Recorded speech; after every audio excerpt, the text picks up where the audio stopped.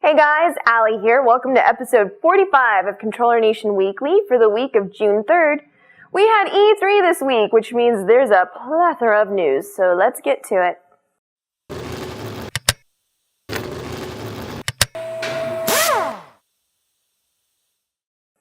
Microsoft's press conference kicked things off. They discussed their new technology, Smart Glass, which allows any smartphone or tablet to become a second screen in your game to expand upon what you're playing.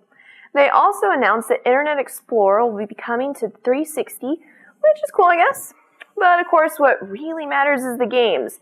There are 3 new IPs, Ascend New Gods, which will be a cross-platform title for both XBLA and Windows Phone, from the developer of Toy Soldiers. Then we have Matter. Little is known on this title, as all we got was a CG trailer that didn't show any gameplay. The 3rd and final new IP is Loco Cycle, coming from Twisted Pixel, the developer behind Splusion Man and The Gunstringer. They also announced that Tomb Raider's first DLC will be an Xbox exclusive. And speaking of DLC, the first piece of DLC for South Park, The Stick of Truth, will be released on the 360 first, and we can expect the game to arrive on store shelves March 5th, 2013. Rounding out the Microsoft news, Microsoft has acquired PressPlay, the developer behind Max and the Magic Marker. Now to some Sony news. First, there's the announcement of Wonderbook, launching with J.K. Rowling's Book of Spells. Wonderbook is a book that consists of QR codes that use the power of Move to unlock interactive stories. Sony also announced a new title from Quantic Dream. Their new title, Beyond Two Souls, stars Ellen Page and promises to be more action-oriented than their last effort, Heavy Rain. Sony also announced a Vita exclusive, Assassin's Creed 3 Liberation, which is the first title in the franchise to follow a female assassin. And will have interconnectivity with Assassin's Creed 3 to unlock some exclusive items. Nintendo's press conference focused heavily on the Wii U. There's a new game coming from Platinum Games for the Wii U, Project P100, which looks a bit like Pikmin with superheroes. They also showed a new title, Nintendo Land, which is a virtual theme park of sorts. The game takes your Mii through different mini-games to show off the Wii U gamepad. Zombie U is a new game IP from Ubisoft that is a zombie survival game where you use the Wii U gamepad to scan areas and manage your supplies. If you are concerned about how many Wii U gamepads the console would support, Nintendo has announced that it will be 2, reversing its previous stance of 1.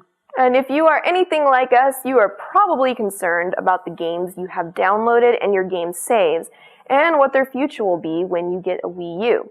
Well, the good news is that Nintendo is working on a way to transfer all that data.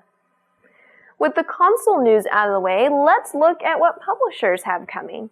Ubisoft announced a new IP, Watch Dogs, which involves a supercomputer that stores info on everyone and it gets hacked. It looks like Person of Interest meets Assassin's Creed. They also showed up Splinter Cell Blacklist, which seems to continue the trend from Conviction, which has more of a focus on running and gunning than stealth. EA showed off their new Infinity Physics engine for the next Madden, which is supposed to be revolutionary, which is something the yearly series is known for, and of course I'm being sarcastic. The only thing EA showed off that we didn't know about was that it had acquired the rights to UFC from THQ. And shortly after that announcement, THQ's San Diego team was laid off, and you guessed it, they were the team behind the previous UFC titles. As usual, we wish everyone involved the best of luck on any future endeavors. Our last bit of E3 news relates to the expo itself.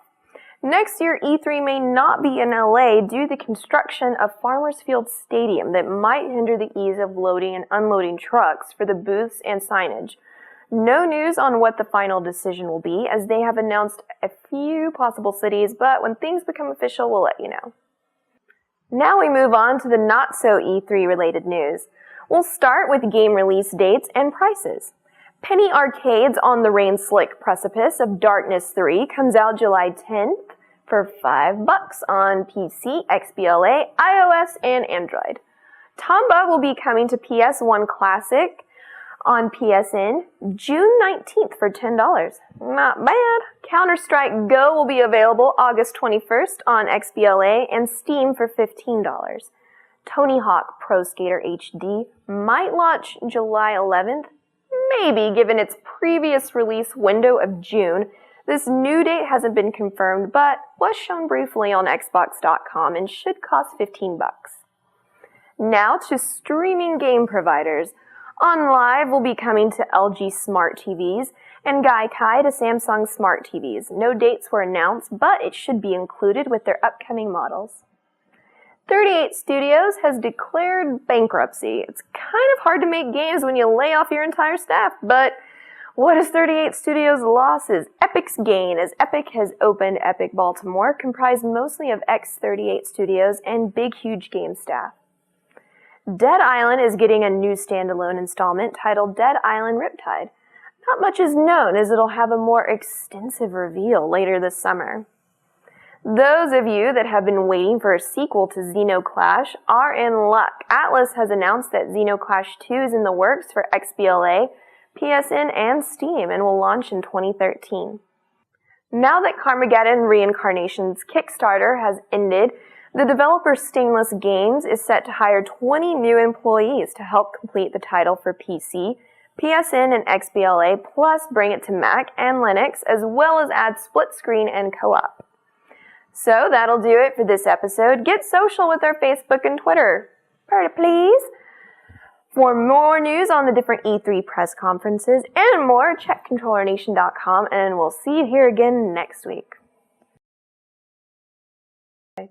Dracaris! Dracaris! Actually, it wasn't that dramatic in the show. Dracaris.